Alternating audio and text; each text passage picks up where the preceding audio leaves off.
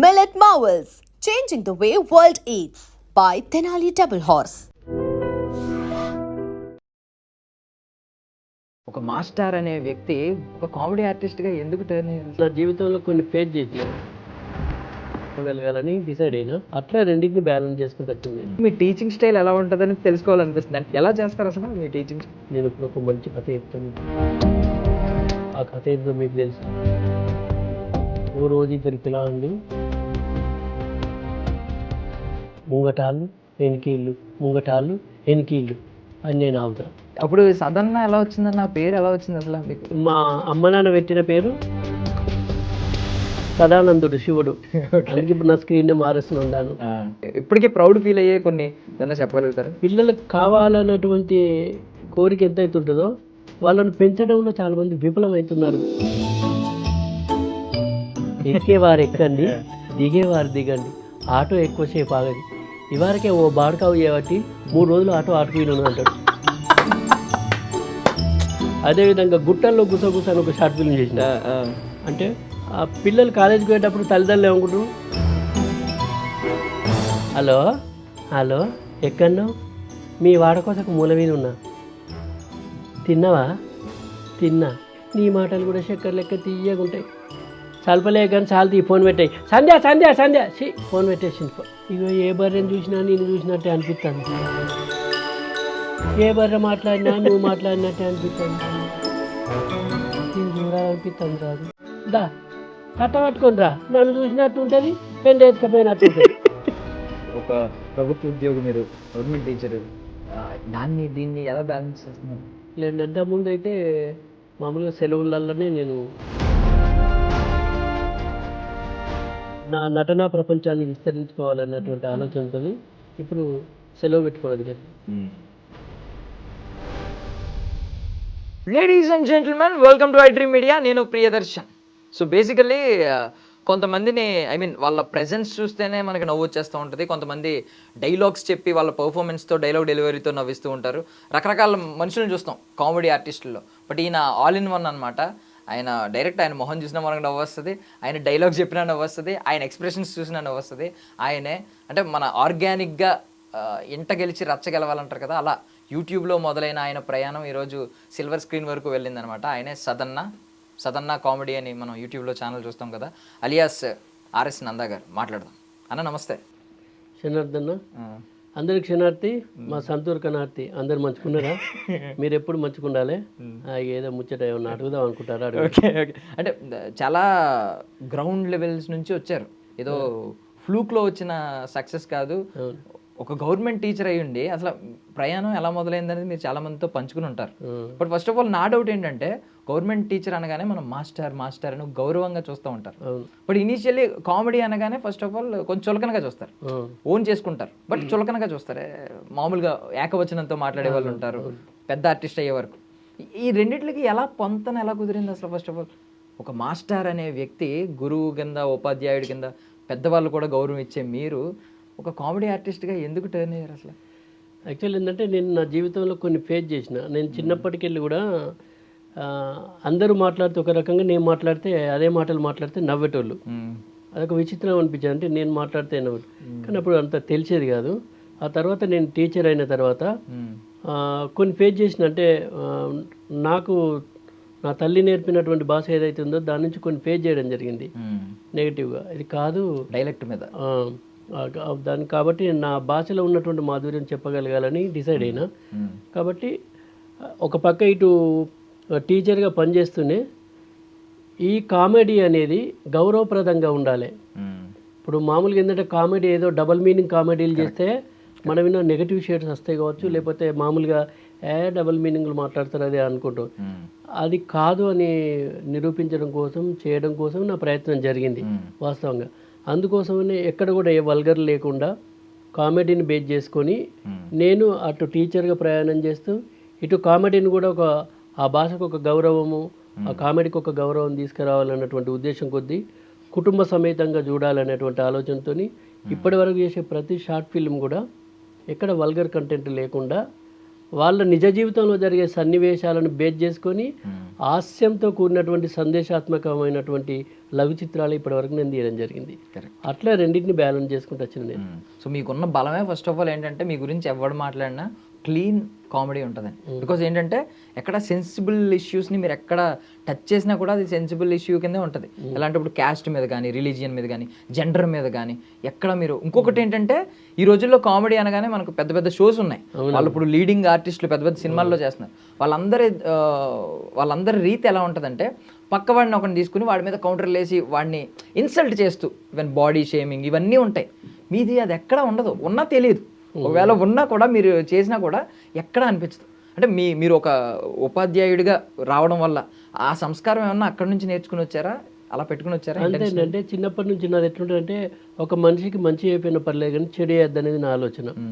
ఇప్పుడు మిమ్మల్ని నేను తిట్టడం వల్ల, మిమ్మల్ని నేను కించపరచడం వల్ల నేను ఆనందానికి గురవడం అనేది అది కరెక్ట్ కాదనిపిస్తుంది నాకు. అదే మీరు నన్ను ఇబ్బంది పెట్టడం వల్ల మీరు సంతోషపడతారంటే నేను ఏమి ఎప్పుడు బాధపడను. అందుకే ఎదుటి వ్యక్తిని ఎప్పుడు ఇబ్బంది పెట్టద్దు అనేది నా ఆలోచన. కాబట్టి ఎక్కడ కూడా ఇంకోళ్ళు వినుండేది కథలో అంతర్భాగమై మాత్రమే సాగుతుంది నాది. కావాలని ఎప్పుడు కూడా నేను వాళ్ళ వినసెటరీలు అవి ఉండేది. ఆ కథలో అంతర్భాగంగా జరిగేటువంటి ఒక మాటలు మాత్రమే ఉంటాయి తప్ప వేరే రకంగా ఎప్పుడు అట్లా వెళ్ళలేదండి. ఎందుకో అట్లాంటి ఆలోచనలు కూడా నాకు రాలేదు ఇప్పటివరకు.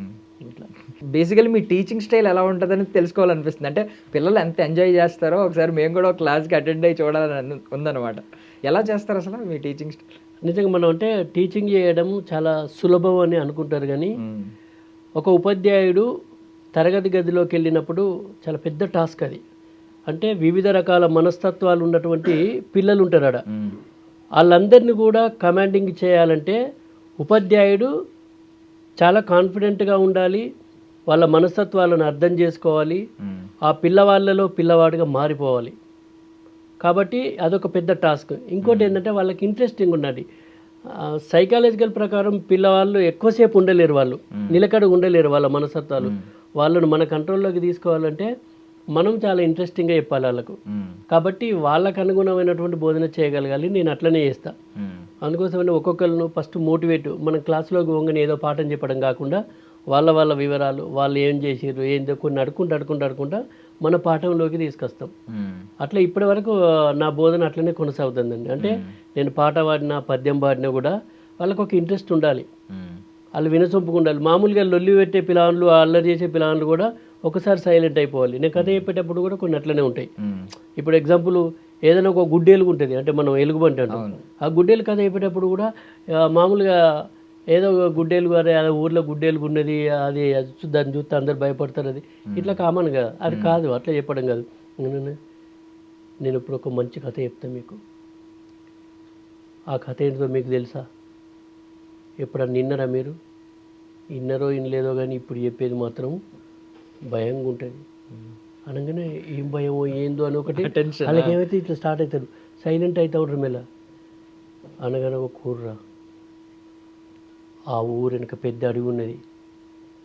ఆ అడవిలో అన్ని జంతువులు ఉన్నాయి. అందులో ఒక ముసలి గుడ్డేలుగు ఉన్నది, అది బాగా డేంజర్ అని అందరికి ఇట్లా సైలెంట్ అవుతారు అన్నట్టు. ఓ రోజు ఇద్దరు పిల్లలు చింతపలకాయలకు పోయారు. పోయిన తర్వాత వాళ్ళని ఆ గుడ్డేలు కూర్చుంది. ఆ గుడ్డేలు చూసి మెల్లగా వస్తుంది. ఈ పిల్లలు గుడ్డేలు గుంజులేదు, వీళ్ళు చెట్టు కింద ఆ గుడ్డేలు పక్కకు మెల్లగా వస్తుంది. వీళ్ళు చింతపలకాయలు పట్టుకొని ముంగట నడతారు, వెనుక గుడ్డేలుగు నడుతుంది. ముంగటాళ్ళు వెనకీళ్ళు, ముంగటాళ్ళు వెనకీళ్ళు అని నేను ఆగుతా, వాళ్ళు కూడా అవుతారు సైలెంట్గా. ఏమవుతుందో పాప ఏమవుతుంది, ఎందుకంటే గుడ్డేలు చంపుతాను వాళ్ళకి ఎరికే వసేన్స్ ఉంటుంది. అది ఒక్కసారి మీద పడ్డప్పుడు ఒక సపోర్ట్ చేస్తా, వాళ్ళు భయపడుతుంది గజ్జు అంటారు. ఒక్కసారి బాగా భయపడ్డాం సార్ అంటే ఆ ఇంట్రెస్టింగ్ను చూపెట్టగలగాలి. ప్రజెంటేషన్ అనేది చాలా ఇంపార్టెంట్. ఒక కథను కథలాగా కాకుండా అభినయంతో చెప్తే పిల్లలు ఆసక్తిగా వింటారు. ఇంకోటి ఏంటంటే అది అనుభవపూర్వకంగా ఉండి మళ్ళీ ఎక్కడైనా చెప్పేటప్పుడు వాడు మళ్ళీ ఇమిటేట్ చేసే అవకాశం ఉంటుంది. అంటే కథ నేను కూడా ఇట్లనే చెప్పాలనుకుంటున్నాను. కాబట్టి చదువు చెప్పేటప్పుడు పిల్లల మనస్తత్వాలకు, పిల్లల స్థాయికి అనుగుణంగా ఒక ఉపాధ్యాయుడు పోయి చెప్పవలసి ఉంటుంది. అందుకే బోధన చేయడం అనేది పెద్ద టాస్క్ ఉపాధ్యాయునికి. నేను అట్లనే చెప్తాను. ఇప్పుడు మామూలుగా పద్యం చెప్పినా కూడా ఇప్పుడు తల్లిదండ్రులు ఉన్నారు, తల్లిదండ్రుల పట్ల ఒక వాల్యూస్ ఉంటాయి ఇక్కడ, మానవ విలువలు. అంటే తల్లిదండ్రుల పట్ల మనం ఎట్లా గౌరవంగా ఉండాలి, భక్తి భావంతో ఉండాలనే విషయం చెప్తాం మనం.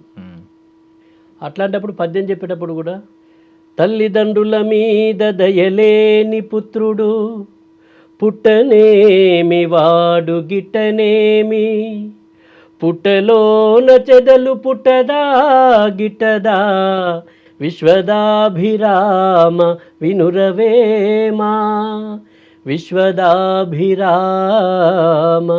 వినురవేమా. ఇట్లా చెప్పేటప్పుడు వాళ్ళకి ఏంటంటే ఒక ఆసక్తి పెరుగుతుంది, నేను కూడా సార్లాగా వాడాలని అనుకుంటారు.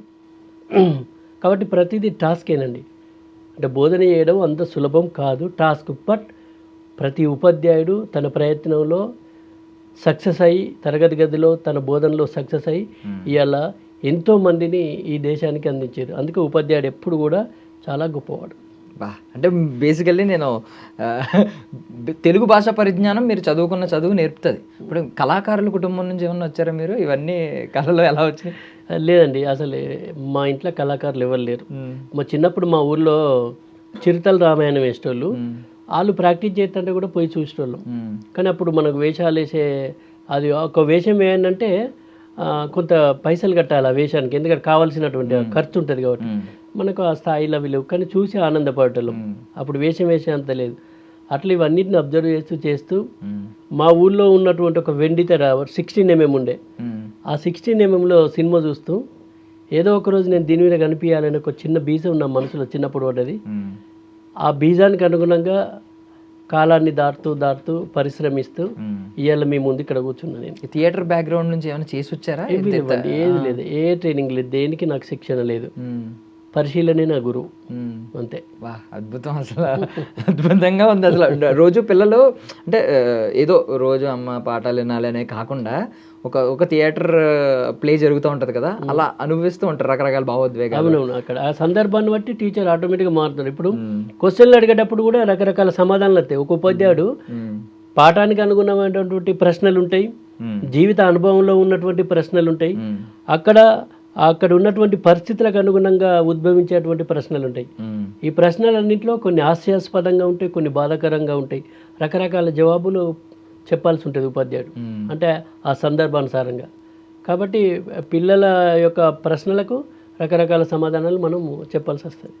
సో బికాజ్ ఇంట్రెస్ట్ క్రియేట్ చేసి చెప్తున్నారు కాబట్టి మీలో తెలియకుండా ఒక స్క్రీన్ ప్లే రైటర్ ఉన్నాడు. ఐ మీన్ ఒకటి ఉంటుంది కదా, ఎప్పుడన్నా లోపల ఒక క్రియేటర్ ఉన్నప్పుడు దాన్ని బయట పెట్టుకోవాలి, 10 మంది దాన్ని అప్రిషియేట్ చేయాలని ఉంటుంది. ఆల్రెడీ యూట్యూబ్లో అది గెలుచుకుంటూ వచ్చారు. ఏంటి ఇంకేమన్నా ఉందా సిల్వర్ స్క్రీన్ మీద కూడా ఎప్పుడన్నా మిమ్మల్ని ఒక మేకర్గా కావచ్చు, ఒక రైటర్గా కావచ్చు, ఇలాగేమన్నా చూడొచ్చా? ఉంది, కానీ ఇప్పటికైతే ప్రస్తుతానికి ఆలోచన. ఎందుకంటే ఇప్పుడు నన్ను నమ్మి పెట్టుబడి పెట్టాలంటే ఫస్ట్ నా మీద నమ్మకం కుదరాలి. నమ్మకం కుదరాలంటే నేను ఎవరో తెలియాలంటే ఇంకా కష్టపడాలి. నేను తప్పకుండా ఆ రోజు వస్తే నా నుండి ఒక మంచి కథ అయితే చూస్తారు మీరు, తప్పకుండా. సో కొంచెం బ్యాక్ వెళ్ళిపోదాం, లాంగ్ బ్యాక్ వెళ్ళిపోతే మీ యూట్యూబ్ ఛానల్ ఫస్ట్ టైం ఆ ఛానల్ క్రియేట్ చేసి ఫస్ట్ వీడియో అప్లోడ్ చేసి ఉంటారు. ఏంటి అదంతా అప్పుడు ఎమోషన్స్ ఏంటి, దాని రియాక్షన్స్ ఏమొచ్చినాయి ఫస్ట్ వీడియో అప్పుడు? యాక్చువల్లీ మనం అనుకున్నట్టు యూట్యూబ్ లేని టైముల్లో నేను వీడియోలు చేయడం జరిగింది. ఓకే, 2007లో నేను ఈ CD రూపంలో చేయడం జరిగింది, షార్ట్ ఫిలిమ్స్.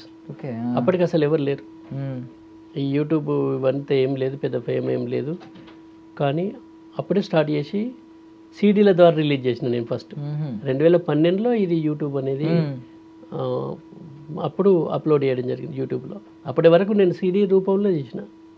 అట్లా ఏందండి, ఇప్పుడు ఏదైనా ఒక పని చేసినప్పుడు ఆ పనిలో ఒక 10 మందికి నా పని వల్ల సంతోషం కలిగినప్పుడు అంతకంటే గొప్ప తృప్తి ఏముంటుంది, గొప్ప సంతోషం ఏముంటుంది. కాబట్టి అందుకే నా ట్యాగు 10 మంది సంతోషపడితే నేను సంతోషపడేటువంటి వ్యక్తిని. నా ట్యాగ్ అందుకే జనానందమే సదానందం అని పెట్టుకున్నా. కాబట్టి చాలా హ్యాపీ అనిపించింది. అప్పుడు సదన్న ఎలా వచ్చిందన్న ఆ పేరు ఎలా వచ్చింది అసలు మీకు? అంటే RS నంద అనే పేరు ఇప్పుడు స్క్రీన్ నేమ్ కింద వాడుకుంటున్నారు, సదన్న అనే పేరు ఎందుకు వచ్చింది? యాక్చువల్లీ మా అమ్మ నాన్న పెట్టిన పేరు సదయ్య. అంటే మా ఇంటి పేరు రాదండి సదయ్య అని పెట్టారు. ఆ తర్వాత అందరు మామూలుగా ఏంటంటే నేను యూట్యూబ్ ఛానల్ పెట్టినప్పుడు సదన్న కామెడీ అని పెట్టుకున్నాను నేను. అటుగా అందరూ రాదండి సదయ్య అని కాకుండా సదన్న అని పిలుస్తారు. అది ఊర్లలో అట్లా మంచిగా మామూలుగా అట్లానే సదన్న అని అట్లా పిలిచి నేను కూడా సదన్న కామెడీ అని పెట్టుకున్నా యూట్యూబ్ ఛానల్ పేరు. కానీ తర్వాత ఏంటంటే మాకు ఓదెల పక్కన మల్లికార్జున స్వామి ఉంటాడు. చిన్నప్పటికి ఏంటంటే శివుని మీద ఉన్నటువంటి ఆ మమకారం భక్తితోని నేను సదానందుడు శివుడు అని మా ఇంటి పేరు రాదండి సదానంద ఆర్ఎస్ నంద అంటే సదానందం ఆర్ఎస్ నంద అని పెట్టేసుకున్నా నేనే. అందుకే ఇప్పుడు నా స్క్రీన్ నేమ్ ఆర్ఎస్ నంద అని ఉంటుంది. బికాస్ అంటే ఒకప్పుడు మీలో ఉన్న ఆ క్రియేటివ్ లోపల ఉంటాడు కదా ఒకడు, ఆ పురుగు ఏంటంటే చెయ్యాలి అనిపించి డబ్బులు పెట్టి మరి మీ డబ్బులో పాపం ఎవరో ఒకరిని పట్టుకుని సంథింగ్ సీడీల రూపంలో రిలీజ్ చేసేవారు. యూట్యూబ్ వచ్చిన తర్వాత మీకు ఏమనిపించింది అంటే నాకు ఒక ప్లాట్ఫామ్ దొరికింది, నేను డబ్బులు లేకపోయినా జీరో బడ్జెట్తో అయినా నాలో ఉన్నదే నేను 10 మందికి చూపించగలను టాలెంట్ని అని అనిపించిందా? లేదండి, అప్పటికే ఆల్రెడీ నేను ఫేమ్ 30-40 షార్ట్ ఫిల్మ్లు చేసి ఉన్నాను అప్పటికే. దాదాపు యూట్యూబ్ వచ్చేసరికి అప్పటికే అన్ని షార్ట్ ఫిల్మ్స్ ఆల్రెడీ. సీడీలు ఎలా అప్పుడు సేల్ అయ్యేవా అంటే అదేనండి, ఇప్పుడు సీడీలు చేసిన తర్వాత షాపులకు ఇచ్చేటోళ్ళం జాతరలల్లా. అక్కడి నుంచి వెళ్ళి వేరే కంట్రీస్ కూడా వెళ్ళినాయి అట్లా. కానీ మనకు అంత ఇన్కమ్ సోర్స్ ఉండపోతుండే వాస్తవంగా. దానివల్లనే చాలా లాస్ అయినా నేను అప్పుడు. కానీ నా సీడీల వల్ల చాలామంది నవ్వుతారు, అది సంతోషం అనిపించేది అట్లా. సో యూట్యూబ్కి వచ్చిన తర్వాత మీకు ఇప్పుడు లక్షల సబ్స్క్రైబర్లు ఉన్నారు, కోట్ల వ్యూస్ చూశారు మీరు. ఏంటి ఓవరాల్ ఈ షార్ట్ ఎక్స్పీరియన్స్ ఏమనిపించింది? షార్ట్ కాదు యాక్చువల్లీ లాంగ్ ఎక్స్పీరియన్సే. మీరు ముందు నుంచి మొదలయ్యారు. ఇంకా ఒక పేషెన్స్ లెవెల్స్ మీకు చాలా ఉన్నాయి. ఇప్పుడు పాండమిక్ తర్వాత with in short time success అయిన వాళ్ళు చాలామంది ఉన్నారు. వాళ్ళతో పోలిస్తే మీ పేషెన్స్ లెవెల్స్ చాలా ఎక్కువ. ఏంటి మీ జర్నీని ఎలా చెప్పగలరు, మీ యూట్యూబ్ జర్నీని మొత్తం? యూట్యూబ్ అంటే కదా 2012లో నా షార్ట్ ఫిల్మ్స్ అప్పటికి వచ్చినటువంటి షార్ట్ ఫిల్మ్స్ అన్నీ అప్లోడింగ్ కావడం జరిగింది. అవి చూసి చాలామంది చాలా అప్రిషియేషన్స్. ఎందుకంటే అప్పటి వరకు సీడీల రూపంలో వెళ్ళింది, తర్వాత యూట్యూబ్కి వచ్చేసరికి ఏమైందంటే చేతిలోకి సెల్ వచ్చింది. ప్రపంచం అంతా అరచేతిలోకి వచ్చిన తర్వాత ప్రతి మనిషికి ఎక్కువ కనెక్ట్ అయినాం మనం. అప్పుడేమో సీడీలు అంటే టీవీలలో ఇంట్లో వేసుకొని చూసే వాళ్ళకే ఉండేది, ఎవరో కొందరు చూసి ఫోన్ చేసేవాళ్ళు. కానీ చేతిలో సెల్ ఉన్నది, యూట్యూబ్లో వీడియో ఉంది కాబట్టి నొక్కగానే అవి చూసేసుకొని వాళ్ళందరూ కూడా చాలామంది కనెక్ట్ అయిపోయారు. చాలా హ్యాపీ అప్పటికెళ్ళి. అంటే దాదాపు మన తెలుగు పీపులే కాకుండా హిందీ పీపుల్ అంటే ఇట్స్ మీన్ మనం కూడా ఏ భాషనైనా మనం నచ్చితే చూస్తాం మనం. బట్ అట్లనే అక్కడ ఆ భాష అర్థం కాకపోయినా ఆ చేసే యాక్షన్ ఉంటుంది చూసిన కొన్ని అవి మనకి హ్యాపీ అనిపిస్తాయి. అట్లా నా హిందీ వాళ్ళు కూడా చూస్తుంటారు తెలిసింది. అట్లా చాలా సంతోషం. అప్పటికెళ్ళి ఇంకా యూట్యూబ్ వచ్చిన తర్వాత ఎక్కువ మంది కనెక్ట్ అయినది. సో ఈ హోల్ యూట్యూబ్ జర్నీలో మీరు రకరకాల భావోద్వేగాల్ని రకరకాల ఎక్స్పీరియన్సెస్ని ఫేస్ చేసి ఉంటారు. లైక్ అంటే ఒకసారి ఇన్స్టెంట్ వైరల్ అంటే అప్లోడ్ చేసిన వెంటనే ఆ వైరల్ అయిపోవడం, విత్ ఇన్ 2-3 డేస్లో తెగ కాల్స్, తెగ కమెంట్స్, తెగ మెసేజ్లు ఇవన్నీ చూస్తుంటారు. అట్ ద సేమ్ టైం ఎప్పుడో పురాతన వీడియో ఇప్పటికీ కూడా ట్రెండింగ్లో ఉండడం, నిన్న చూసి ఇంకొకటి కాల్ చేయడం, ఇలాంటివి కూడా చూస్తుంటారు. ఈ రెండింటి ఉద్దేశం ఏంటంటే ఇన్స్టెంట్ వైరల్ని మీరు ఎంత ఎంజాయ్ చేస్తారో ఇలా లాంగిటివిటీ ఉంటుంది కదా, కొంచెం లాంగ్ రన్ ఉంటుంది. ఇప్పుడు 10 సంవత్సరాల క్రితం వీడియో ఇప్పుడు కూడా వైరల్ అవుతూ ఉంటుంది. ఈ రెండింటిని ఎలా ఎంజాయ్ చేస్తూ ఉంటారు? ఏదైనా మనం ఏ పని చేసిన పని గతందైనా, ప్రస్తుతం చేస్తున్న పని అయినా, భవిష్యత్తులో చేస్తున్న పని అయినా మన ప్రేక్షకులను మెప్పించడమే. కాబట్టి ఆ ప్రతిస్పందన అనేది, ఆ స్పందన అనేది అప్పటిదైనా ఇప్పటిదైనా ఇప్పుడు భవిష్యత్తులో వచ్చేదైనా కూడా నేను ఒకేలాగా తీసుకుంటా. ఎందుకంటే ఒక పని అయిపోయిన తర్వాత వాట్ నెక్స్ట్ అని ఆలోచిస్తాను నేను. అది దాని ద్వారా వాళ్ళు ఇచ్చేటువంటి ఆ సంతోషం ద్వారా, వాళ్ళ మాటల ద్వారా ఇంకా బాధ్యతాయుతంగా పనిచేయాలి, ఇంకా వీళ్ళని ఎంటర్టైన్ చేయాలి అన్నటువంటి ఒక ఆలోచన మాత్రం కల్పిస్తూ ఉంటారు వాళ్ళు. అట్లనే ఆ బాధ్యతతోనే పనిచేస్తాను. సో ఇప్పుడు మీరు వీడియోస్ తీస్తున్నప్పుడు రకరకాల గేర్స్ అని మంచి మంచి కెమెరాస్ వచ్చినాయి, అసలు ఈవెన్ ఆడియో క్వాలిటీ కూడా అద్భుతంగా వస్తుంది. బట్ మీరు స్టార్టింగ్ డేస్లో చాలా ఇబ్బంది పడి ఉంటారు. కొన్ని కొంచెం మాన్యువల్ వర్క్ ఎక్కువ ఉండాలి, ఆటో ఫోకస్లు ఇవన్నీ లేవు. అప్పుడు కొంచెం ఛాలెంజెస్ ఏమైనా ఫేస్ చేసేవారు? బాగా చేసేటండి. అంటే అప్పుడు పెండ్రీలు తీసే కెమెరాతోని స్టార్ట్ చేసిన.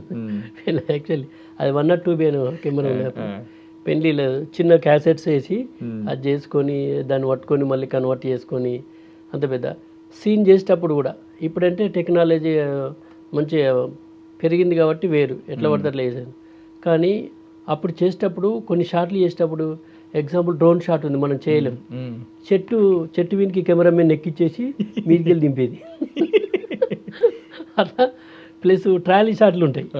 మనం హాస్పిటల్లో దవాఖానలలో పేషెంట్లు కూర్చుంటారు కదా, దానికి 2 తాళ్ళు కట్టి ఇలా వాళ్ళు ఇద్దరు గుంజుతూ ఉంటే ఈ కెమెరామెన్ అలా కుర్చీలో కూర్చుని కెమెరా పట్టుకొని పోతూ ఉంటాడు, ఇచ్చి పెట్టి అది తాళ్ళు గుంజుతూ ఉంటారు. ఈ షాట్ జరుగుతుంది. అట్లా ట్రాలీ షాట్స్ అట్లా ప్లాన్ చేసేటాను. కొమ్మలల్లా గుట్టలల్లా బంగ్లాల మీద ఎక్కడ పడితే అక్కడనే కూర్చొని చెట్ల సందులోకి వెళ్ళిపెట్టుడు. అంటే మనకి ఏ షాట్ కావాలన్నా నాకు ఇది ఉండదు. ఒకసారి ఒక సీన్ కోసం పెద్ద గుట్టెక్కిచ్చిన, గుట్టెక్కించి కొంత దూరం వెనక వర్షం వస్తుంది, వర్కులు కప్పుకున్నప్పుడు కనీసం అంబ్రెల్లాలు కూడా లేవు. ఆ వర్కులు ఉంటే వర్కులు కప్పుకొని అన్నిటిని తడవకుండా చూసుకొని మళ్ళీ ఇప్పుడు మేకప్ అవి ఉంటాయి, ఏది లేదు మాకు. అందుకోసం కొన్ని సీన్లలో ఎట్లుంటుందంటే, ఇప్పుడు నేను ఫస్ట్ అప్పుడే ఆమెతో మాట్లాడిన సీన్లు ఒక తీరు ఉంటాయి, జస్ట్ నెక్స్ట్ కాగానే అంత తడిచి ఉంటా. ఎట్లున్నా చేసరే మనం అంతే, అది ఆపేది లేదు. ఆ వీడియోకి ఇప్పుడు నా మేకప్ పర్ఫెక్ట్ ఉందా, నా దూసుకుంటూ కరెక్ట్ ఉందా, కాస్ట్యూమ్ ఉన్నది. ఒక సీన్లోనే దాని ముందు సీన్లోనే డ్రై అయి ఉంటాయి, వర్షం వచ్చింది కాబట్టి తడిచినాం, మళ్ళీ అట్లనే ఆ సీన్ చేసుడే. అవన్నిటిని పాటించలేదు, మనకు కంటెంట్ ఇంపార్టెంట్. కథాబలంతోనే వాస్తవానికి ఇలా మనం నిలబడ్డాం. బట్ చాలా ప్రయోగాలు చేశారు ఆ షార్ట్స్ కోసం. బట్ నవ్వుకుంటున్నాం కానీ స్ట్రగుల్ అండి. ఒక సీను మనకు హార్వెస్టర్ పోయింది అనేటువంటి ఒక షార్ట్ ఫిల్మ్లో శ్రీనివాస్ గారు ఉంటారు, ముత్యం శ్రీనివాస్ గారు అని కెమెరామెన్. అప్పుడు యాక్చువల్లీ మేమిద్దరం డిస్కషన్ చేసి ఈ సీను చేయాలి. నాకు ఒక విజన్ ఉన్నది ఏంటంటే, నేను నా వెనక పోలీసు వాళ్ళు పడతారు, హార్వెస్టర్ ఎత్తుకొస్తా నేను, వరి కోసే మిషన్ పెద్ద మిషన్ ఎత్తుగా నా వెంబడి పడితే నేను ఉరికెత్తా ఉంటాను అన్నట్టు. ఆ షాట్ని సింగిల్ టేక్లో వేయాలి, మళ్ళీ మనం చేయలేము, 2 కెమెరాలు పెట్టలేము, వేరే ఏం చేయలేము.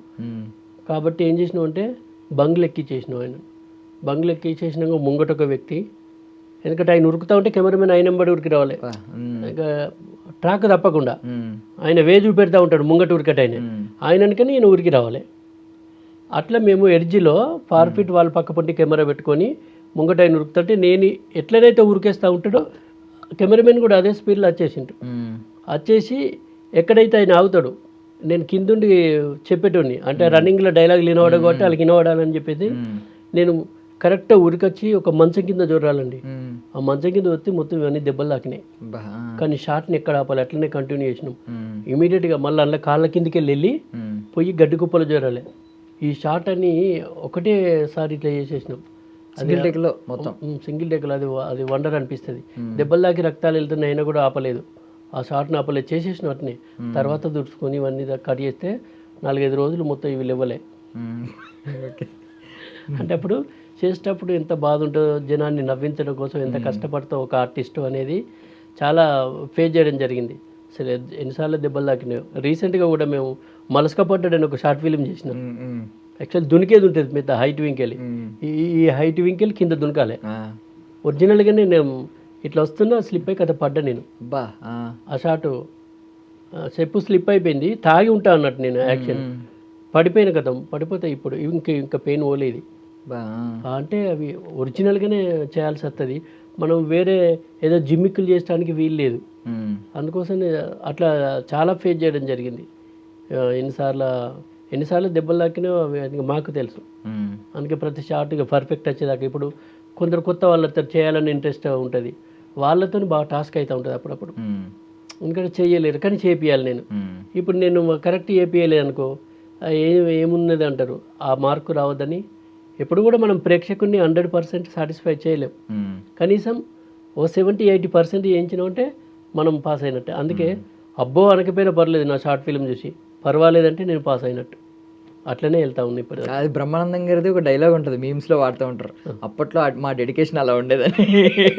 ఇది పర్ఫెక్ట్ యాక్ట్ మీకు. నిజంగానే అంటే అంకిత భావంతో పని చేసినాం కాబట్టి ఇవాళ ఈ మాత్రం 4 ముచ్చట్లు మీతో మాట్లాడగలుగుతాం. ఏంటండి మీరు రుద్రంగి సిల్వర్ స్క్రీన్ మీద ఓటీటీలో ఇప్పుడు మనం మోతబరి లవ్ స్టోరీ ఇక్కడ వరకు వచ్చారు మీరు. అవునవును. సో అప్కమింగ్ ప్రాజెక్ట్స్ ఏంటి అసలు? ఇప్పుడు నెక్స్ట్ మారెమ్మ ఉంది ఒకటి. మారెమ్మ నాగరాజు గారి దర్శకత్వంలో మాధవ్ గారి కాంబినేషన్లో చేయడం జరిగింది. అందులో ఒక మంచి క్యారెక్టర్ చేసిన అదొకటి రిలీజ్కి ఉంది. సంత అని ప్రవీణ్ చంద్ర గారి డైరెక్షన్లో అది కూడా ఒకటి రిలీజ్కి ఉంది. తర్వాత మల్లిక్ గారి డైరెక్షన్లో డీజే టిల్లు 2 మళ్ళీ నెట్ఫ్లిక్స్లో అదొకటి ఉందండి రిలీజ్కు ఇప్పుడు మెయిన్గా. ఒకటి రాజు గారు అని తన దర్శకత్వంలో ఒక సినిమా ఉంది, సుధా గారి కాంబినేషన్లో చేసి అదొకటి రిలీజ్. ఉన్నారు ఫుల్ అసలు. ఇప్పుడు మళ్ళీ ఒక 4-5 ప్రాజెక్టులు కూడా వచ్చినాయి. ఓకే, సో తెలంగాణ డైలెక్ట్ మీద మోస్ట్లీ ఉంటాయి.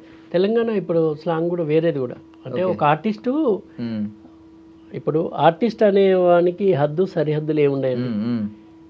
ఎందుకంటే ఇప్పుడు మనం తమిళ్ చూస్తున్నాం, కన్నడ చూస్తున్నాం, హిందీ చూస్తున్నాం, భాష ఏదైనా చూస్తున్నాం, వాళ్ళకి చూసినప్పుడు ఒక భావం అనేది కనెక్ట్ అయి ఉంటుంది, వాళ్ళ యాక్షన్ పార్ట్ కనెక్ట్ అయి ఉంటుంది, కథ అర్థమవుతూ ఉంటుంది. కాబట్టి నాది ఈ భాష అని కాదు, ఈ భాషను బేస్ చేసుకొని నేను వచ్చిన ఈ భాషను ఎక్కువ స్ప్రెడ్ చేయాలనేటువంటి ఆలోచనతో వచ్చినటువంటి నా తల్లి భాషను. దాంతోపాటు మిగతా ఏ భాష క్యారెక్టర్లు వచ్చినా కూడా నేను చేయాలి, ఒక ఆర్టిస్ట్గా నేను చేయాలి. అట్లాంటి భేదాలు ఏమీ లేవు, ఎందుకంటే సాధారణ అందరి వాడు.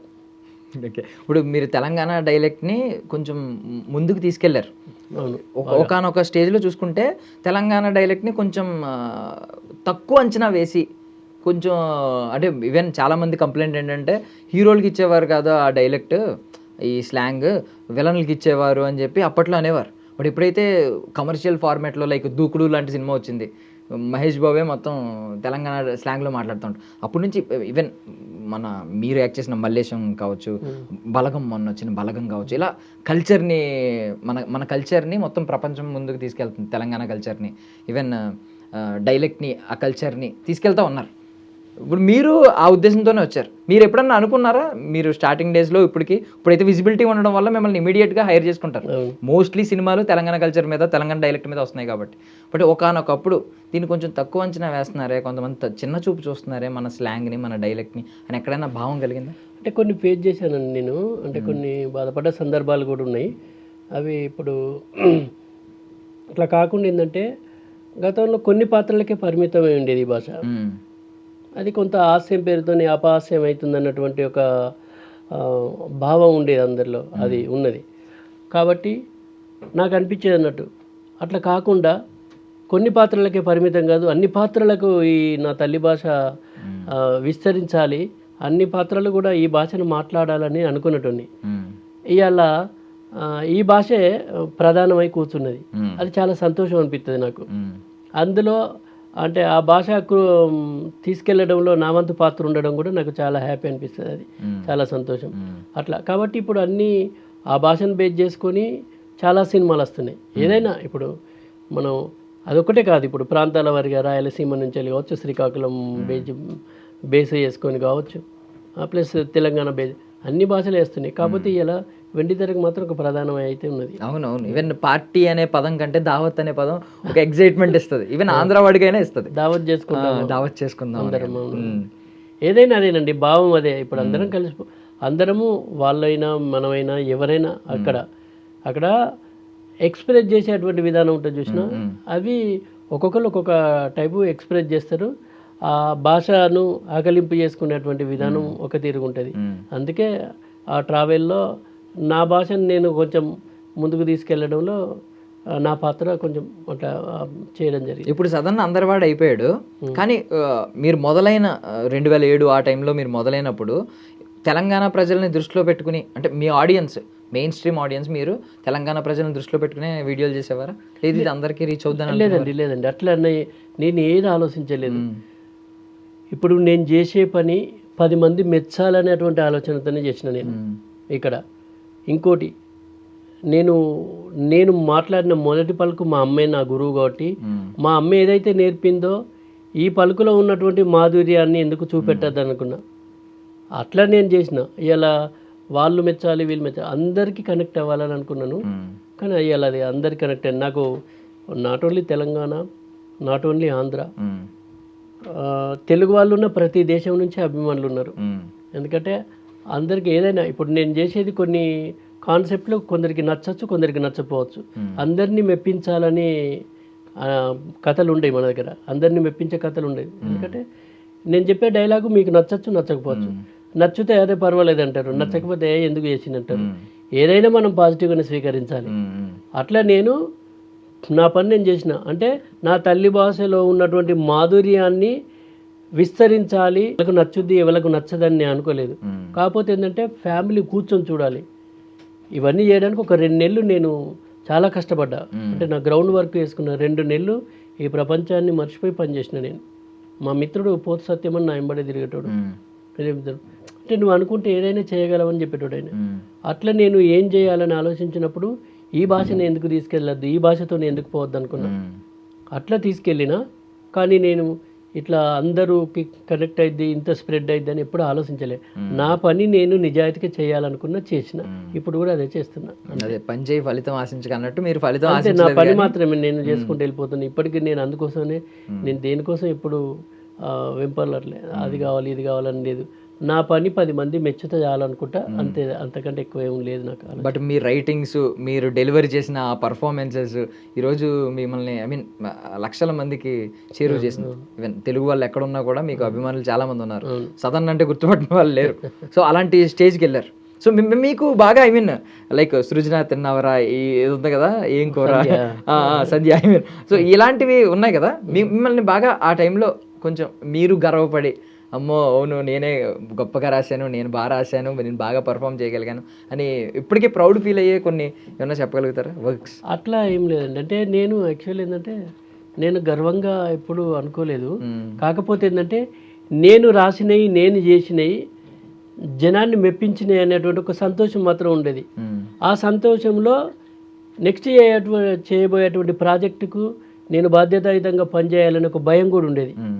అట్లా అంటే ప్రేక్షకులు పంచుకున్నటువంటి సంతోషంతో భవిష్యత్తులో చేసే ప్రాజెక్టులు భయంతో చేస్తుంది, ఓ బాధ్యతతో చేస్తుంది, బాధ్యత పెంచుకొని చేస్తుంది. ఎందుకంటే ఇలా నేను చేసిన ఒక షార్ట్ ఫిల్మ్ మీకు నచ్చింది అనుకోండి, నెక్స్ట్ మీరు ఏమనుకుంటారు, ఒక ఆర్ఎస్ నందా చేసే షార్ట్ ఫిల్ము నెక్స్ట్ దీనికంటే కొంచెం మంచిగానే ఉంటుంది, కనీసం నవ్వుకోవచ్చు అని ఒక కాన్ఫిడెన్స్ మీకు ఉంటుంది. చూసినావా ఆ ఎక్స్పెక్టేషన్, అది తగ్గకుండా మాత్రం చేయాలనే ఆలోచన ఉంటుంది నాకు. అట్లనే చేస్తున్నా. అట్లా మీరు చెప్పిన దానిలో గడుసు పొరల్లో డైలాగులు ఉంటాయి. యాక్చువల్ ఏంటంటే ఒక మాసుగా పెరిగేటువంటి ఒక పిల్లగాడు, మాసుగా మాట్లాడేటువంటి పిల్లగాడు పాపం ఇప్పుడు ఎప్పుడైనా తల్లిదండ్రులు పిల్లలు కావాలన్నటువంటి ఆలోచన ఆసక్తి ఎక్కువ ఉంటుంది చాలామందికి పాపం. కానీ పిల్లలకు కావాలన్నటువంటి కోరిక ఎంతైతే ఉంటుందో వాళ్ళను పెంచడంలో చాలామంది విఫలమవుతున్నారు. అట్లాంటి క్యారెక్టర్ను కథను బేస్ చేసుకొని రాయడం జరిగింది. అది గడుసుపోరడు అనేది. ఆడు అందులో అంటాడు అన్నట్టు, 3 రోజులకి వెళ్ళి ఆటోను మీద పెడతాడు. ఆయన ఆడుకునే ఆటోను తండ్రి ఒక అటుకు మీద పెడతాడు. అంటే ఇట్లా ఓ సెల్ఫ్ అటుకు మీద పెట్టిన తర్వాత 3 రోజుల తర్వాత కొడుకు వచ్చేసి నాన్నగా నేను ఎవరిని తిట్టా, మంచిగా ఆడుకుంటా, మంచుకుంటా అంటే అప్పుడు తల్లిదండ్రులు ఏమనుకుంటారు, అబ్బా నా కొడుకు మారిండు, ఎందుకంటే ఇక మంచుకుంటా అంటాడు. అప్పటిదాకా అందరి జోలికి పోయేటోడు, ఆడు అందరిని తీర్చేటోడు, గడిసోడు కాబట్టి. ఇక మారిన మంచిగా అంటే ఇక మాకు కావాల్సింది ఇదే రా అని ఆ అటుకు మీద ఉన్నటువంటి ఆటోని తీసిస్తాడు.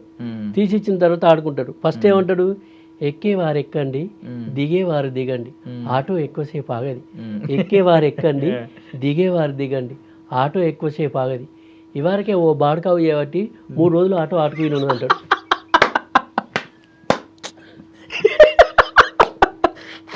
మొత్తం ఒక దెబ్బతో వారు ఎక్కడ మారింది ఇక.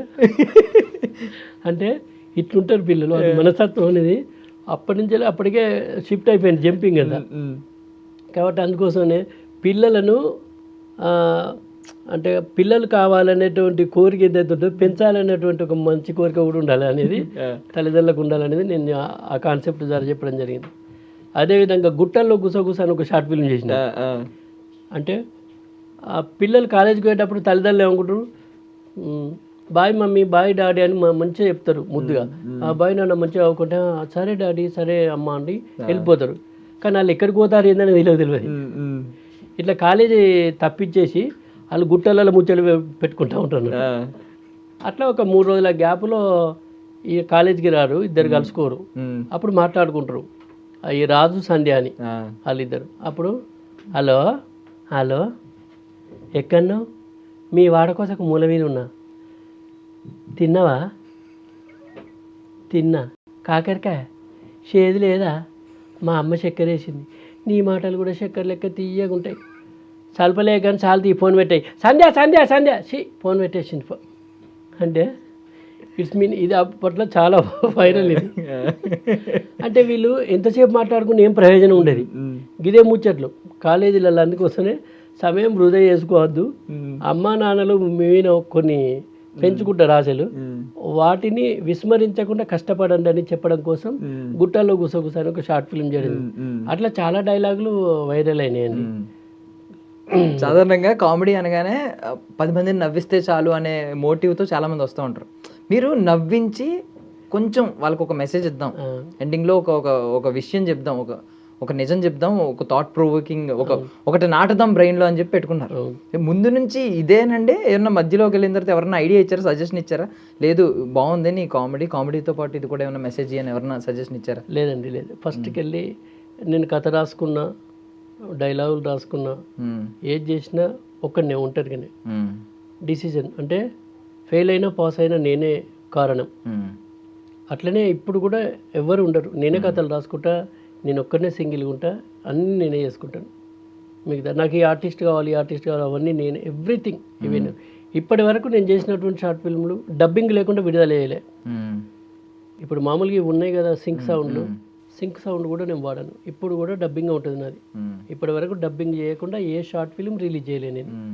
కాబట్టి అన్నీ నేనే ఒంటరిగానే మొత్తం కథ రాసుకోవడం కానీ చేసుకోవడం కానీ. ఎందుకంటే నా ప్రతి కథలో ఒక సామాజికమైనటువంటి హాస్యంతో కూడిన సామాజిక సందేశం ఉండాలని కోరుకుంటాను నేను. అట్లనే ఇప్పటి వరకు అట్లా రాసుకుంటున్నా. ప్రతి దాంట్లో ఇంటర్నల్ ఒక మీనింగ్ ఉంటుంది, ఇంటర్నల్ ఒక సందేశం ఉంటుంది. అంటే కామెడీ ఉండాలి. ఇవాళ రేపు ఏంటంటే మనుషులకు ఇది యాంత్రికమైనటువంటి జీవితం యంత్రం అయిపోయింది. టెన్షన్ లైఫ్ అంతా. ఈ టెన్షన్ లైఫ్లో ఇంకోళ్ళ కంటే నేను గొప్ప బతకాలనేటువంటి ఒక ఆలోచనతోని డ్యూటీలతో పాటు ఓటీలు కూడా చేస్తారు. అట్లా ఆరోగ్యాన్ని ఖరాబ్ చేసుకుంటారు. కాబట్టి వాళ్ళు ఇంత స్ట్రెస్ అయ్యి ఇంత కష్టపడేటువంటి టైంలో కొంచెం మానసికమైనటువంటి ఆనందాన్ని కనుక పొందాలనేటువంటి ఆలోచనతోని నేను హాస్యాన్ని ఎంపిక చేసుకొని ఆ హాస్యంలో కొంచెం సందేశం కూడా ఇవ్వాలని ఇట్లా నా ట్రాక్ స్టార్ట్ చేసుకున్నా, అట్లా నడిపిస్తాను. బట్ కామెడీ అంటే ఏంటి, డెఫినేషన్ ఏమి ఇవ్వగలరు? అంటే నవ్వుకోవడం కామెడీ అంటే అందరికీ తెలిసింది ఏంటంటే 10 మంది మనం అందరం నవ్వుకోవడం హెల్దీ కామెడీ అంటారు. ఆరోగ్యకరంగా నవ్వుకోవడమే కామెడీ అని ఫీల్ అవుతుంటారు. మీ డెఫినేషన్ ఏంటి? అంతేనండి. అంటే కుటుంబం కలిసి చూడాలి ఒక నవ్వు అనేది. నవ్వు అనేది నవరసాల్లో ఉన్నటువంటి ఒక ప్రధానమైనటువంటి రసం ఏంటంటే ఉన్నదంటే హాస్యరసం. అలాంటి హాస్యరసానికి దూరమయ్యి ఇలా చాలామంది జబ్బులకు దగ్గర అవుతారు, రోగాలకు దగ్గర అవుతారు. కాబట్టి నేనేమంటా అంటే హాస్యం అంటే ఏమి లేదు, మాటలతో కానీ అభినయంతో కానీ ఒక మనసును కదిలించి ఒక కొత్త తవ్వలోకి తీసుకెళ్ళాలి. కొత్త తవ్వ మీన్స్ ఆనందకరమైనటువంటి తవ్వలోకి తీసుకెళ్ళాలి.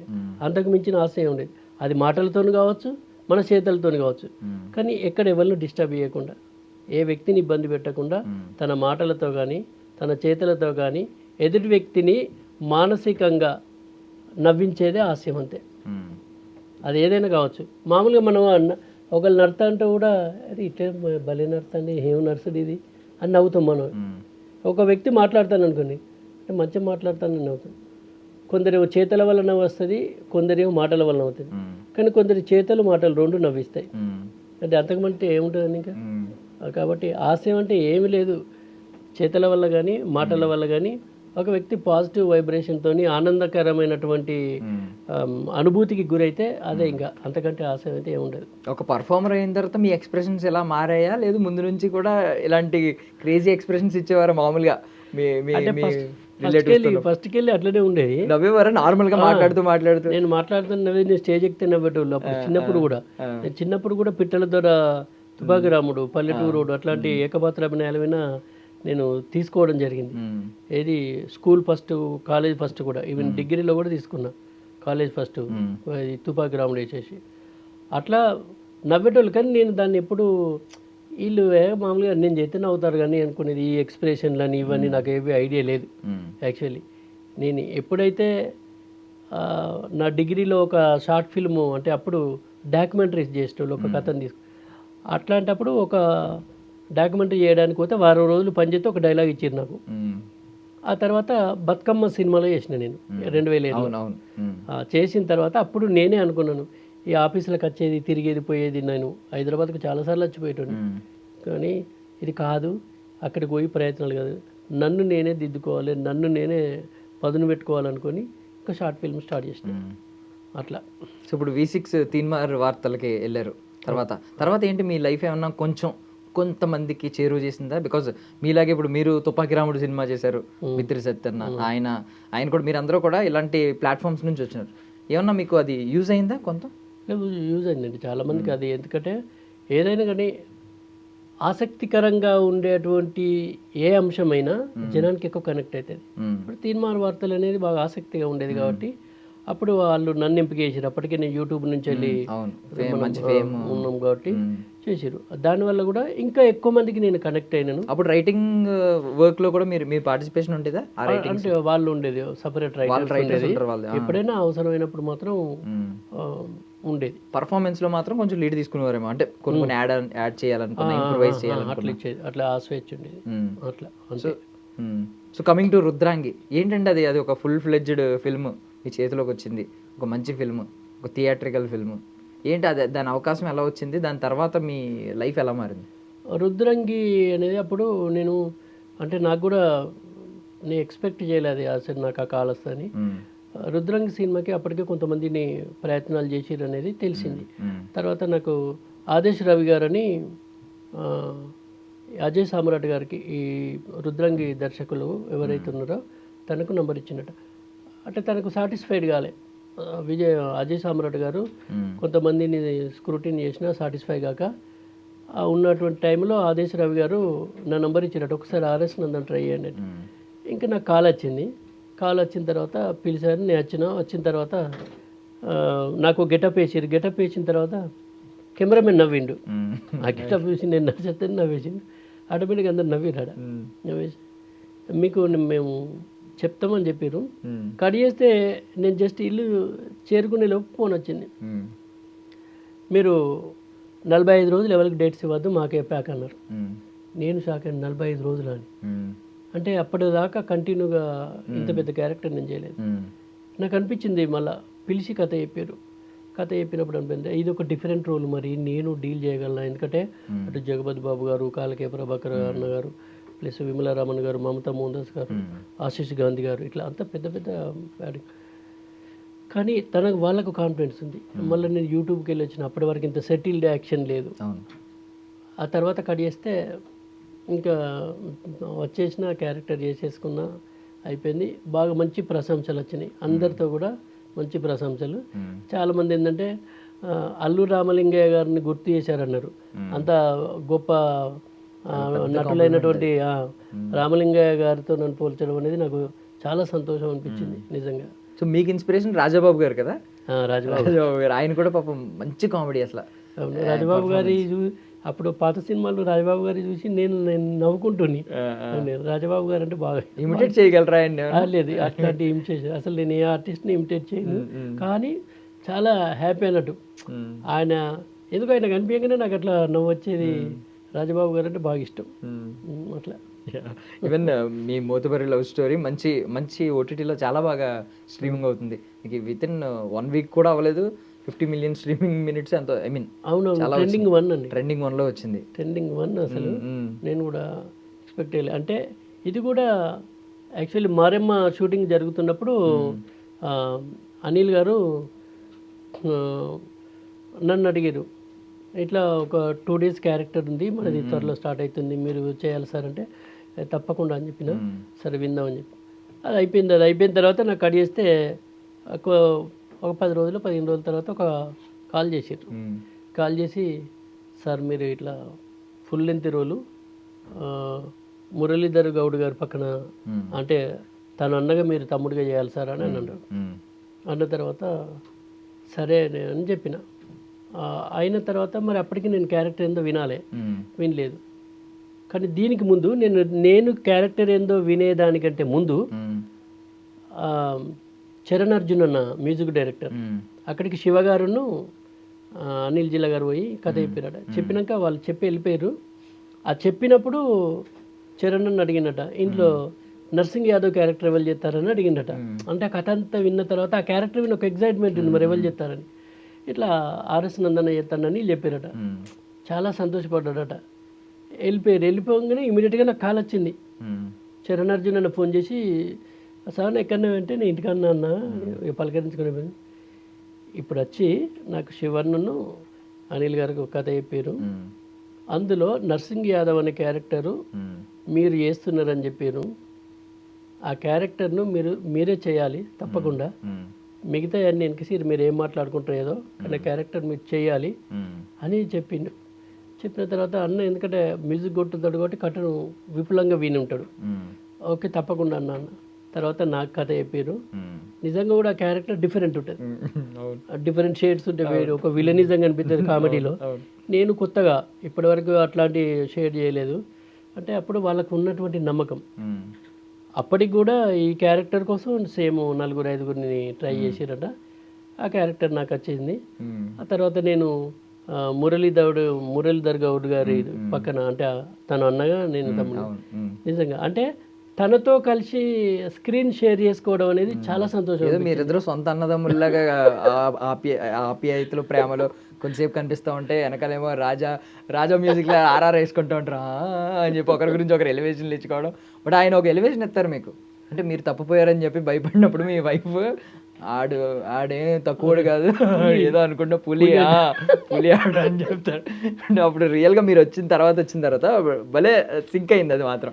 నిజంగా నేను ఎక్స్పెక్ట్ చేయలేదు. ఎందుకంటే సార్తో కలిసి నేను షేర్ చేసుకుంటాను. నిజంగా సొంత అన్నయ్య లాగానే ఇప్పుడు నేను అన్నయ్య అని పిలిస్తే తమ్ముడు అని పలికిస్తాను. అంటే అట్లా అయిపోయాం. అట్లా కలిసి పంచుకుంటాం. వీళ్ళు అనుకుంటారు అప్పుడప్పుడు మేము ఎక్కడ కూర్చుంటే వీళ్ళు సొంత అన్నదమ్ములు ఎక్కడ కూర్చుని ముచ్చట పెట్టుకుంటారు అనుకుంటారు. మళ్ళీ సార్ దగ్గర ఉన్న గుప్తాలు ఏంటంటే మేము ఇద్దరం రెడీ అయిన తర్వాత మాకు డైరెక్టర్ గారు సీన్ చెప్పంగానే వాళ్ళంతా సెటప్ చేసుకున్న టైంలో మీ ఇద్దరం డిస్కషన్ నందా చెప్పేసి ఇట్లా అనేది ఓకే డైలాగ్ టు డైలాగ్ చేసుకుంటారు. అది అంటే ఆ వర్క్ డెడికేషన్ అట్లా ఉన్నది కాబట్టి అంత బాగా వచ్చింది ఆ సీన్లు. ప్రతి సీన్ కూడా ఒక డిస్కషన్ ఉండేది అన్నయ్యకు నాకు ఇద్దరు అట్లా షేర్ చేసుకొని అట్లా బాగా వచ్చింది. మాకు బాగా ఇష్టంగా అంటే చెప్పుకున్న సీన్ మాట్లాడు ఆ చెంపులో చేయబెట్టి ఉంగరాలు ఆడుకున్నట్టు ఆడుకుంటారు మీరు. అది అసలు బాగా అనిపించింది ఆ సీన్ చేసేటప్పుడు కూడా. ఫస్ట్ అది పెద్ద సీన్ దాపు సింగిల్ టేక్లో అయిపోయింది ఆల్మోస్ట్. అలా అంటే టేక్ టు టేక్ చేసేసుకున్నారు. కానీ మేము ఇద్దరు ఇంప్రూవైజ్ చేసుకున్నాం కొంత. డైరెక్టర్ శివ గారు ఏదైతే చెప్పిండో దాన్ని బేస్ చేసుకుని ఇంకా మేము ఇద్దరు మాట్లాడుకొని ఇట్లా వేద్దాం ఈ డైలాగులు వేద్దాం అనే అన్నయ్య కూడా బాగా అంటే ఆ సీన్ డిస్కషన్ అనేది ఓసిడి ఉంటుంది కదా అందులో మీకు బాగానే ఉందండి. రియల్ లైఫ్లో ఏమన్నా అలాగా పర్ఫెక్ట్గా ఉండాలండి అమ్మో నిన్ను అవి లేదండి ఇస్త్రీ ఉండాలి అవి లేవు కానీ అంటే నీట్గా ఉండాలని ఉంటుంది. కాకపోతే ఏంటంటే మీరు చెప్పిన దానికి అందులో అట్లుంటుంది క్యారెక్టర్ పరంగా, అది క్యారెక్టర్ పరంగా. కాకపోతే ఏంటంటే ఒక మనిషికి మంచి అయిపోయిన పర్లేదు కానీ చెడు చేయొద్దు అనేది ఉంటుంది. అందులో ఆర్థికంగా ఎవరిని నష్టం చేయొద్దు అనేది మాత్రం బాగుంటుంది. ఎందుకంటే ఎవరైనా కష్టపడి రూపాయి కూడబెట్టుకొని తన కుటుంబం కోసమో తన కష్టకాలంలో దాన్ని ఖర్చు పెట్టుకోవాలని అనుకుంటాడు. అట్లాంటిది ఎవరికైనా అవసరం ఉన్నప్పుడు ఇస్తే మళ్ళీ తిరిగి ఇచ్చేటువంటి ఆ తత్వాన్ని అలవర్చుకోవాలి. అందుకే అట్లాంటి ఆర్థికంగానైతే ఎవరైనా నష్టం చేయొద్దు అనేది నా ఆలోచన. సూపర్. సో ఇప్పుడు మరి ఎలా బ్యాలెన్స్ చేస్తున్నారంటే ఒక ప్రభుత్వ ఉద్యోగి, మీరు గవర్నమెంట్ టీచర్, దీన్ని ఎలా బ్యాలెన్స్ చేస్తున్నారు? లేదండి అంటే ముందు అయితే మామూలుగా సెలవులలోనే నేను నా షార్ట్ ఫిల్మ్ చేసుకుంటాను. మిగతా టైంలో కరెక్ట్ టైం టు టైం ఒక డెడికేటెడ్గా నేను జాయిన్ అయిన 2.5 ఏళ్ళనే ఉత్తమ ఉపాధ్యాయుడు అనే దానిలో నా ఐటెం రాయడం జరిగింది. అంటే అంత హార్డ్ వర్క్ చేసేవాళ్ళు మేము. వాస్తవంగా చాలామంది పిల్లల్ని ఆర్బీసీలో డే బై డే పిల్లలకు హోమ్ సిక్ కాకుండా కల్చరల్ ప్రోగ్రామ్ చేసేటోని 120 మంది డ్రాప్ అవుట్స్ని తీసుకొచ్చి జాయిన్ చేసినాం పిల్లలు. అంటే చాలా హార్డ్ వర్క్ చేసేది. వర్షంలో కూడా పిల్లలకు అంటే ఈ చదువు మీద ఉన్నటువంటి గొప్పతనం మోటివేట్ చేసి తల్లిదండ్రులను మోటివేట్ చేసి పిల్లలను తీసుకొచ్చేది. అట్లా బాగా హార్డ్ వర్క్ చేసేది. అట్లా మమ్మల్ని గుర్తించి అప్పుడు ఉన్నటువంటి మంత్రిని ఆర్డీఓ గంగారాము సార్ అప్పుడు పిలిస్తే సుమితా డాబ్రా గారు ఉండే పిలిచి మాతో ప్రోగ్రామ్ చేయించింది. అప్పటి నుంచి ఇప్పటి వరకు రీసెంట్గా కూడా నేను మన ఈ గంజాయి మీన ప్లస్ ఓటు మీన ఇవన్నిటి మీద గవర్నమెంట్కి సంబంధించినటువంటి వాటికి రాసి చేయడం జరిగింది.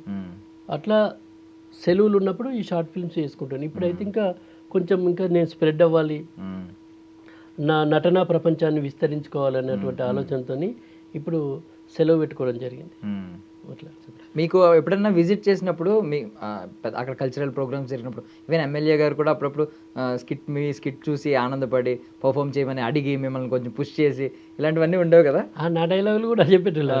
మళ్ళీ చెప్పని నా ఫోన్లో వాళ్ళు నా డైలాగ్ చెప్తాను, ఇది మంచిది ఒకసారి ఆ డైలాగ్ చెప్పాలంటే అంటే ఇట్లా చాలామంది నాకు ఇప్పుడు కులం, మతం, ఈ హోదా ఇవన్నిటితో సంబంధం లేకుండా చాలామంది కాల్ చేస్తారు, ప్రేమ మాట్లాడతారు. ప్లస్ ఎందుకంటే వాళ్ళందరికీ కూడా ఎక్కడ కూడా వల్గర్ లేకుండా కనెక్ట్ అయి ఉన్నది. ఆ మాటలు ఇంటి ఏదో వాళ్ళకి ఆనందం కలుగుతుంది, ఆయన చేతులు చూస్తే ఏదో ఆనందం కలుగుతుంది, ఆ భావం వాళ్ళు ఫిక్స్ అయినారు. అందుకోసం కొందరు అంటారు నన్ను, నువ్వు లుంగి పట్టుకొని కనిపిస్తే నవ్వుతామని అంటారు. ఇంక అంతకంటే ఏం కావాలండి ఒక ఆర్టిస్ట్కు. కాబట్టి అందుకే ఇది అంటే నాకు తెలిసి నా గొప్పతనం ఏమి లేదు ఇలా. మా అమ్మ నాన్న ఏ జన్మలో చేసుకున్న పుణ్యము, ఇలా నేను వాళ్ళ కడుపులో పుట్టి నన్ను నవ్వడం కోసమే ఆ భగవంతుడు ఇక్కడికి పంపిండేమో అని అనిపిస్తుంది. ఇంతమంది ఆశీస్సులు, ఇంతమంది ఆనందం చూసినప్పుడు నాకు చాలా సంతోషం అనిపిస్తుంది. అందుకోసమనే నా జీవితంలో అంటే నా బొందిలో ప్రాణం ఉన్నంత వరకు నవ్వించాలి, ఆ నవ్వించేటువంటి శక్తి సామర్థ్యాలు ఆ భగవంతుడు ఇవ్వాలి. పైనున్న నా కళ్ళ ముందు లేకపోయినా పైనున్న మా అమ్మ నాన్న ఎప్పుడు వాళ్ళ ఆశీస్సులు నాకు ఉండాలని కోరుకుంటాను. ఈ జర్నీ మొత్తంలో ఎప్పుడు మిమ్మల్ని అంటే ఇప్పుడు కామెడీ అంటే మీకు కొంచెం సెక్షువల్ బేస్డ్, జెండర్ని తక్కువ చేసి లేదంటే ఒకరు వేసి డబుల్ మీనింగ్లు, డబుల్ డోసేజ్ బాగా ఉంటుంది, డబుల్ మీనింగ్ డోసేజ్ ఇలాంటివి ఎప్పుడు మిమ్మల్ని అట్రాక్ట్ చేయలేదా? బికాజ్ వ్యూస్ ఎక్కువ కనిపిస్తూ ఉంటాయి ఇలాంటివి. నేను వ్యూస్ కోసమో లేకపోతే సంపాదన కోసమో ఇవి స్టార్ట్ చేయలేదు. నేను చెప్పాను ముందే మీకు, నా తల్లి ఏ భాష అయితే నేర్పించిందో ఆ భాషలో ఉన్నటువంటి మాధుర్యాన్ని ఈ ప్రపంచానికి ఇంకా గొప్పగా చూపెట్టాలన్నటువంటి సంకల్పంతో నచ్చినటువంటి వాడిని. కాబట్టి ఇక్కడ నువ్వు వల్గర్గా ఉండాలి, ఇంకోళ్ళు వినే సెటర్లు వేసి ఆనందపడాలి, ఇంకోళ్ళు ఏమో చేసి అది కాదు అట్లా ఎప్పుడు నేను ఆలోచించలేదు. నవ్వుతే చాలు, నేను చేసే కాన్సెప్ట్ వల్ల నవ్వాలి, అది ఎవరిని ఇబ్బంది పెట్టే విధంగా ఉండద్దని మాత్రమే అనుకుంటుంది అంతే. సో మీరు మొదలైన జర్నీకి ఇప్పటికీ చూసుకుంటే చాలా దూరం వచ్చారు, ఇంకా లాంగ్ కనిపిస్తుంది. ఇక్కడ నుంచి మీ ఫ్యూచర్ ఎప్పుడైతే సినిమాల్లోకి ఎంటర్ అయ్యారో మీ ఫ్యూచర్ కనిపిస్తూ ఉంది. ఎక్కడైనా తెలియని ఒక అహంకారం, ఒక గర్వం ఇలాంటిది ఎప్పుడు మీ లోపల ప్రవేశించిందని మీరు ఎప్పుడు అనుకోలేదా? లేదండి, ఇప్పటివరకు అయితే అట్లాంటివి ఏం లేదు. ఇంకోటి ఏంటంటే మనం ఏం తీసుకురాలి, ఏం తీసుకుపోం. మన పాత్ర కొంతకాలం ఇక్కడ ఉంటుంది, ఎవరైనా ఇక్కడి నుంచి వెళ్ళిపోవాల్సిందే. నేను సహజంగా ఎట్లనైతే ఉన్నానో అట్లనే వెళ్ళిపోతే చాలా హ్యాపీ. ఈ అహంకారం హోదాతోని అంటే అధికారంతో, హోదాతోని, డబ్బుతోని ఇవన్నిటితో తెచ్చుకోవడం వల్ల ఏమవుతుంది? ఏం రాదు కదా. ఇంకా ఒరిజినల్గా మనం ఉన్నటువంటి ఆనందాన్ని కోల్పోతాం మనం. నేను ఇది అని నేను ఎప్పుడూ అనుకోలేదు. ఇంకోటి అహంకారం అంటే నా చుట్టూ కానీ నా దరిదాపులోకి రావద్దనే నేను కోరుకుంటా ఎప్పుడు కూడా. ఏమన్నా మీరు నేను సేమే, అందుకే నేను ఎప్పుడు కూడా నేను గొప్పవాడిని అని నేను ఎప్పుడు చెప్పుకోను. నేను నిజంగా కూడా గొప్పవాడిని కాదు. నా పని వల్లనే ఈ గొప్పతనం వచ్చింది తప్ప ఆ పని గొప్పది నేను కాదు. బాగా చెప్పారు. యాక్చువల్లీ మీతో మీకు బాగా పరిచయస్తులు చాలామంది ఉన్నారు. వాళ్ళు ఒక్కొక్కసారి మంచి సక్సెస్ చూశారు. తర్వాత నేను విన్నది, నాకు కూడా తెలిసిన వాళ్ళు ఉన్నారు మీతో పనిచేసిన వాళ్ళు, మీరు కలిసి పనిచేసిన వాళ్ళు. తర్వాత పాపం వాళ్ళు డౌన్ అయ్యారు. అంటే వాళ్ళు ఆ సక్సెస్లో ఉన్నప్పుడు చాలామంది తలపొగరెక్కింది బాగా అని చెప్పి కమెంట్ చేసిన వాళ్ళు విన్నాను. తర్వాత పాపం వాళ్ళు డౌన్ కూడా అయ్యారు. సో అందుకని బేసికల్లీ జనరల్లీ అడిగాను. నిజమేనండి, ఎందుకంటే ఒక మనిషి ఎదిగే కొద్దీ ఒదిగి ఉండడం నేర్చుకోవాలని మన పెద్దవాళ్ళు చెప్పారు. నిజంగా కూడా అట్లనే ఉండాలి, అది అవసరం కూడా. ఎందుకంటే నీ పనిలో నైపుణ్యాన్ని పెంచుకుంటావు, ఆ పని ద్వారా వచ్చేటువంటి గొప్పతనాన్ని అహంకారంగా ఎప్పుడు చూపెట్టద్దు, అది అవసరం కూడా లేదు. నువ్వు ఎంతనైతే నువ్వు మొదట ఏ అడుగైతే వేసినావు అది గుర్తుపెట్టుకుని పని చేసుకుంటే చాలా, అవన్నీ నాకు తెలిసి రావు. ఎందుకంటే నువ్వు అవకాశం కోసం ఎంతనైతే అప్పుడు తాపత్రయపడ్డావో ఇవాళ అదే అవకాశం కోసం తాపత్రయపడు, అదే అవకాశం కోసం కష్టపడు, అదే ఆనందాన్ని అందించాలి తప్ప అహంకారం వల్ల మనం ఏ రోజైతే అహంకారం అనేటువంటి ఒక పదం మన మైండ్లోకి వచ్చిందో ఆగిపోవడం, అభివృద్ధికి దిగజారిపోవడం, అంటే అభివృద్ధి తగ్గిపోవడం అనేది స్టార్ట్ అవుతుంది. అందుకోసమే అవన్నీ అవసరం లేదు. Correct, super. సో ఇప్పటిదాకా చాలా మంచి మంచి మాటలన్నీ చెప్పారు. బట్ నేను ఆ ఆటో దగ్గర నా బుగ్గలు బాగా నొప్పి వచ్చినాయి. అలాంటిది ఇంకొకటి ఏదైనా ప్లీజ్ మా ఆడియన్స్ కోసం ఇంకొకటి ఏదైనా మీ కాన్వర్జేషన్ ఒకటి చెప్పండి. మామూలుగా పెండతట్ట అని ఒక షార్ట్ ఫిల్మ్ చేసిన, పెండతట్ట షార్ట్ ఫిల్మ్ ఆ పేరు పెట్టినప్పుడే చాలా మంది నాకు ఫోన్ చేసి నవ్వురు, నువ్వు అన్న టైటిల్స్ అన్ని డిఫరెంట్ పెడతావు, అసలు ఈ టైటిల్స్ ఎవరన్నా అడుగుతావు అంటే ఎవరిని అడగా అన్ని నేనే. నేను చెప్పిన కదా, ఫెయిల్ అయినా పాస్ అయినా నేనే కారణం కావాలి, నా షార్ట్ ఫిల్మ్ కారణం నేనే, అది మంచిగా చేయాలి. కాబట్టి అట్లా పెండతట్ట అని పెట్టినప్పుడే టైటిల్కి నవ్వారు. అందులో బర్రెలు కాసేటువంటి పిల్లగానికి ఆ పెండ కోసం వచ్చే పిల్లకి ఇద్దరి మధ్య లవ్ ట్రాక్. అయితే పాపం ఆ ఇల్లు కూడా సేమ్ 2-3 రోజులకి వెళ్ళి ఆమె పెండకు రాదు. ఈయన ఒక్కడు ఆలోచిస్తూ ఉంటాడు, మా బుజ్జి ఏం చేస్తుందో అని. ఆమె పేరు సమ్మక్క. అట్లా మా బుజ్జి ఏం చేస్తుంది, ఇద్దరు ఫోన్ మాట్లాడుకుంటారు, ఫోన్లు ఉంటాయి వాళ్ళకు. ఈయన బర్రెల కాడ కూర్చొని ఫోన్ చేస్తాడు, హలో హలో బుజ్జి ఏం చేస్తాను, నీ గురించి ఆలోచిస్తాను అంటుంది. బుజ్జి చెప్పు, నేను చూడాలనిపిస్తుందండి. అవునా, నాకు కూడా నేను చూడాలనిపిస్తుంది. ఇగో ఏ బర్రెని చూసినా నేను చూసినట్టే అనిపిస్తుంది. ఏ బర్రె మాట్లాడినా నువ్వు మాట్లాడినట్టే అనిపిస్తుంది. అవునా, నాకు కూడా ఎవరి పెంటకు వచ్చినా నువ్వు వచ్చినట్టే అనిపిస్తుంది. ఎవరి తట్ట పట్టుకొని బర్రెలను కురికినా నువ్వు ఉరికినట్టే అనిపిస్తుంది. నేను చూడాలనిపిస్తుంది రాదు, దా తట్ట పట్టుకొని రా, నన్ను చూసినట్టు ఉంటుంది, పెండ వేసుకపోయినట్టు ఉంటుంది. బట్ అది చాలా జెన్యూన్ ఎమోషన్. అంటే వాళ్ళ ప్రపంచం గేదెలు కాబట్టి వాడి ప్రపంచంలో ఆమె కనిపిస్తుంది, ఈమె ప్రపంచం పెండ కాబట్టి ఎవరు వచ్చినా ఆడు వచ్చినట్టు వారు. జెన్యూన్ లవ్ అది. బట్ ఏంటంటే చాలా హ్యూమర్ ఉంది అట్లా. అంటే వాళ్ళ ట్రాక్ అది, వాళ్ళ ప్రపంచం అంతా అదే. అందుకోసం నన్ను లగ్గమైనాక కూడా వాళ్ళకి ఏం కోరికలు లేదు. అది యాక్చువల్ పార్ట్ 2లో ఉండే. అవు బుజ్జి, నేను మరి వాళ్ళు అంటారు, వాళ్ళ అమ్మ నాన్న చెప్తారు అన్నట్టు, ఓ చదువుకున్నోనికి ఇస్తే నువ్వు మంచిగా బతుకుతావంటే, చదువుకోకపోతే మంచి మనసున్నోడు మంచి మన ఊళ్ళోనే ఉంటాడు, బర్రెలు కాస్తాడని చెప్తుంది. అవునా అంటే వీళ్ళు అంటారు, అవురా ఆమెకు ఇంత ఇంత చదువుకున్నది, ఆమె నువ్వు చేసుకొని ఏం చేస్తానంట, ఏం చేసినది బర్రెల పెండ అంతా తీసి కుప్పేసుకుంటుంటుంది రోజు అంటాడు. అంటే ఇప్పుడు ఈ కుప్ప పెండ అమ్ముకున్నావు అనుకో పైసలు వస్తాయి అంటాడు, బర్రెలు కాస్తే పైసలు వస్తాయి నాకు, ఈ బర్రె పెండకు కూడా పైసలు వస్తాయి, మేము మంచిగా బతుకుతాం అంటాడు. అంటే ఎంత నిర్మలత్వం ఉంటుంది చూడండి వాళ్ళ ప్రేమలో. ఏదో వాళ్ళు ఇప్పుడు పోయి ప్రేమ అంటే ఏదో పబ్బుల కోడు, ఏదో మనం ఇదేంటి పార్కుల కోడు, పెద్ద పెద్ద హోటళ్ళకు కోడు, అది కాదండి. నిర్మలమైన ప్రేమ ఎప్పుడైనా నిర్మలంగానే ఉంటుంది. ఒకరి వినొకరికి అఫెక్షన్ ఉంటుంది. అక్కడ మనకి ఎంత సంపాదన ఉన్నది అనేది కాదు, ఆ ప్రేమలో ఎంత సంతోషం ఉన్నది అనేది గొప్పది. వీళ్ళిద్దరి మధ్యలో అలాంటి సంతోషం ఉంటుంది. వాళ్ళ ప్రపంచం ఎంత గొప్పగా ఉన్నదో అట్లా. అంటే ఒక సాటిస్ఫాక్షన్ ఉంది వాళ్ళ, ఒక సంతృప్తి ఉంది, ఒక సంతోషం. వెయిట్ చేసుకుని ఆ కథ రాయడం జరిగింది. పెండతట్ట. బట్ చాలా చాలా డీప్గా ఆలోచిస్తున్నారు మీరు. అది తర్వాత అంతరార్థం వెతికితే కనిపిస్తుంది, చాలా డీప్గా ఆలోచిస్తారు. కథ చూసినప్పుడు అర్థమైంది. అంటే డైలాగులు కూడా ఎక్కడ కూడా వల్గర్ అనిపించ, సందర్భానుసారంగానే ఉంటుంది. ఇప్పుడు ఎగ్జాంపుల్ ఆమె పాపం పెండకత్తది, పెండకచ్చి తట్ట నిన్నాక ఆమెకి లేవది, లేని తర్వాత ఎట్లా మరి ఎవరు అక్కడ ఎవరు ఉండరు, మళ్ళీ బర్రెల రాజే కనిపిస్తాడు. ఆ రాజు ఒక్కడే కనిపిస్తాడు. ఆ రాజు కనిపించినప్పుడు మాత్రమే మనకు మన పిలుస్తుంది, ఏ అంటది. అప్పుడు చూస్తాడు, చూసి ఎవరు నాకు నిన్నే అంటది. అప్పుడు ఆయన ఎగ్జైట్ అవుతాడు, నాన్న నిన్నే అంటది. ఓ కొడుకా నన్నే నాట అని కట్టకూడదు మొత్తం. అంటే చూడు ఎంత ఆనందం అవుతుంది. అంటే ఒక ఆడపిల్ల నన్ను పిలిచింది అని ఒక సంతోషం. అప్పటిదాకా ఆ పిలిపినటువంటి వ్యక్తి పోతాడు, ఏంది అంటే ఎత్తవా అంటది, లేతలేదా అని టిట్స్ మీన్ అక్కడ ఆ సందర్భం చూడండి. లేతే నిన్నెందుకు వెళ్తానా ఉంటుంది. అంటే ఆ సందర్భంలో ఎక్కడ వేరే ఉండదు, ఎక్కడ ఇట్స్ మీన్ అనగానే సరే ఎత్తుతా పాటు అని లేవట్టి ఎత్తుతాడు. మళ్ళా పెండకత్తావా అంటే రాను అంటది. అదే అంటే నిన్ను చూడటానికి వస్తా అంటది. ఆనందపడతా వెళ్ళిపోతుంది. అప్ప ఇక మళ్ళీ ఇట్లా కట్టబట్టుకుంటే సంబరపడతా ఉంటాడు. చూడండి ఎంత హ్యాపీ. వాళ్ళకి తెలియదు, వాళ్ళకి తెలిసిన భాష, వాళ్ళలో ఉన్నట్టు మనసులో ఉన్నటువంటి ఒక నిర్మలత్వం అక్కడ కనిపిస్తుంది అంతే. ఏది ఉండదు. జనానికి ఎంటర్టైన్ అనిపిస్తూ ఉంటుంది అక్కడ. అట్లా బేస్ చేసుకొని సీన్ రాసేటప్పుడు జాగ్రత్త పడుతూ ఉంటాను నేను. ఎక్కడ ఉండదు అట్లా ఇలా జనాలకు కనెక్ట్ అవ్వడానికి బట్ బొగ్గలు నవ్వు వచ్చినాయి నవ్వే సూపర్ అండి, అసలు సూపర్. మీకు యాక్చువల్లీ మేమందరం మీ కామెడీకి దాసోహం అయిపోయాం.